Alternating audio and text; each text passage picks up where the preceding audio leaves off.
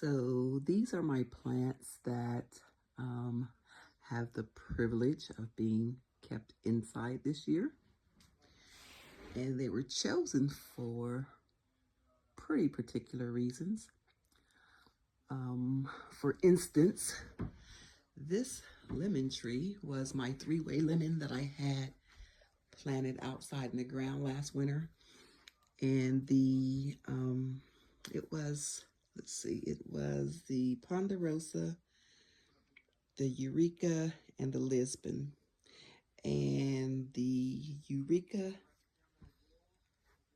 which was grafted onto this one, and the Lisbon, which was grafted onto the Ponderosa, both died. So I didn't want to lose the Ponderosa. So I brought it in.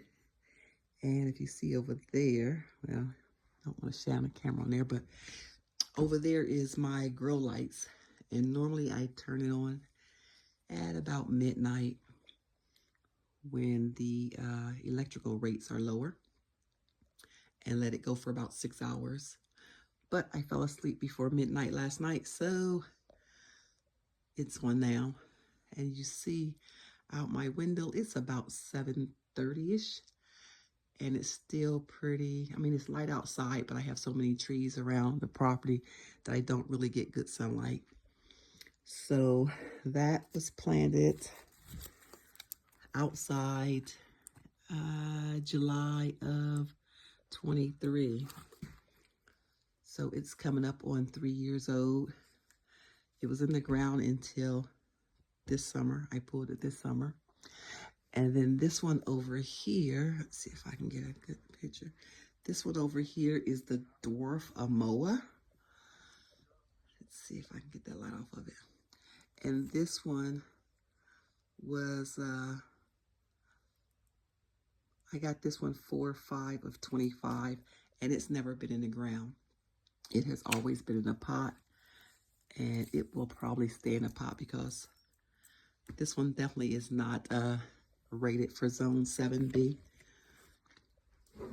And then I got my original Carolina Reaper that was about, probably about 8 or 9 years old, died. Because I put it in the shed instead of bringing it in the house, being lazy last year. And although it survived that, I took it out of the shed too soon.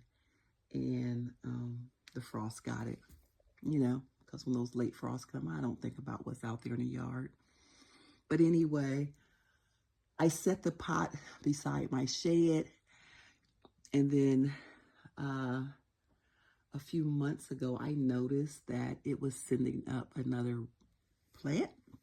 And so this is my Carolina Reaper baby from my original Carolina Reaper plant that took 18 months to give me one pepper. So I'm really excited for this one. So happy that that came back up in the pot. This, I don't know what it is. I know it's not a Reaper because it has the little green pepper on there. I think it might be, gosh, I can't even think of it now. It's a yellow banana. It's a yellow pepper. It's not a banana pepper. But I can't think of it because I didn't plant anything like a cayenne or anything like that. So oh, wait a minute. I did have cayenne. It might be a cayenne. I don't know. It's either the cayenne or the lemon pepper. That's what it was. It's either cayenne or lemon pepper. And it was growing out by my fire pit. I actually had to move bricks because I had relocated my fire pit. I had to move some of the fire pit to get this out from underneath of those bricks. So it is a survivor pepper. Actually, it's 2 of them. And the other one was kind of growing not far from that one. So I don't know what that one is either.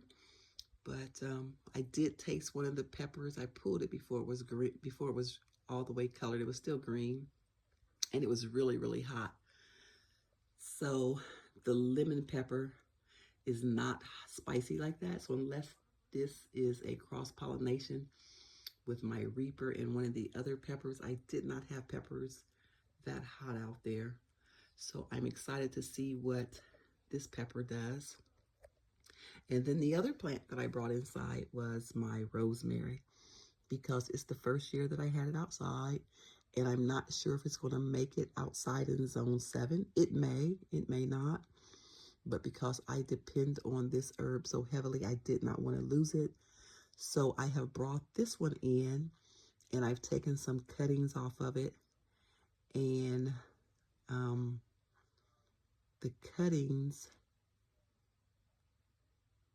are in the window in my kitchen. Y'all, that bird that's been pecking at my window for well over a month is out there again today. I have put newspaper up, and the thing still pecks. It came to the other side of my door. I put a bag up with newspaper in it to make it look like a wasp nest, and it still pecks. It pecks lighter, like it's not trying to disturb the wasp. It's very, very smart bird. But anyway, I digress. Back to my rosemary. So I've started about, I think, 6 or 8 rosemary plants, so that next year I can leave some outside to see if they will indeed survive here or not. And in the meantime, it had the pleasure of coming in. And I'll highlight this just because it's a raggedy looking plant, but it's going to get better. This is my Vicks vapor rub plant, and I can't remember the real name of it. But if you taste these leaves, they actually taste like Vicks salve. So I have to nurse this one back to health. It just really went into shock when I brought it in the house. But it's going to be okay because it's easy to root, and I probably will cut a piece off of here, root me another piece just in case. But okay, guys, I'll cover this. This is not an outside plant. This is just my Dieffenbachia that usually stays here, and it's sharing space. Oops. It's sharing space now with these other plants.